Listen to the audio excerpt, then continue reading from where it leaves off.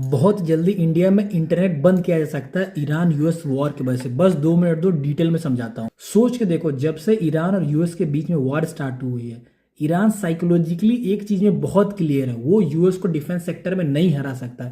इसलिए ईरान कोशिश कर रहा है यूएस को इकोनॉमिक बैटल में डैमेज कर दे। सबसे पहले देखो ईरान ने किस चीज पर अटैक किया। ऑयल, मिडिल ईस्ट में जितने भी प्लांट है उन पर अटैक करके डैमेज पहुंचाएगा। इससे सप्लाई और डिमांड में शॉर्टेज हो गई। दूसरा अटैक हुआ वाटर सप्लाई पर। मिडिल ईस्ट में नेचुरल वाटर बहुत कम है, वहां पर डिस्टिलेशन प्लांट पर डिपेंडेंसी होती है। अगर वाटर प्लांट डैमेज होता है तो पूरे रीजन का वाटर सप्लाई में क्राइसिस आ सकता है। तीसरा अटैक बताया जा रहा है डाटा सेंटर पर। अगर बड़े डाटा सेंटर या क्लाउड इंफ्रास्ट्रक्चर टारगेट होते हैं तो एआई और टेक कंपनीज पर डायरेक्ट इंपैक्ट पड़ सकता है, क्योंकि उनका सिस्टम डाटा पर ही डिपेंड करता है।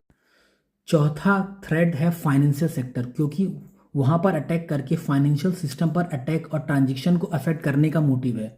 और अब पांचवी बात जो लोग बोल रहे हैं वो है अंडर सी इंटरनेट केबल। इंटरनेट का ग्लोबल नेटवर्क समुंदर के नीचे जाने वाली ऑप्टिकल फाइबर केबल से चलता है। अगर इन केबल को डैमेज किया जाता है तो कंट्री में इंटरनेट कनेक्टिविटी सीरियसली अफेक्ट हो सकती है। अगर ऐसा होता है तो सिर्फ इंडिया नहीं बल्कि वर्ल्ड लेवल पर इंटरनेट सर्विस को प्रॉब्लम हो सकती है। इंडिया का आईटी सेक्टर इंटरनेट पर काफ़ी डिपेंडेंट है, इसलिए इंटरनेट में अगर प्रॉब्लम हुई तो मार्केट में पैनिक सिचुएशन क्रिएट हो सकती है। इसलिए ज़रूरी है कि हम ग्लोबल इकोनॉमिक और जियोपॉलिटिक्स को समझें और रिलायबल इंफॉर्मेशन पर ध्यान दें। अगर आपको और ऐसी वीडियो चाहिए तो प्लीज़ फॉलो मी।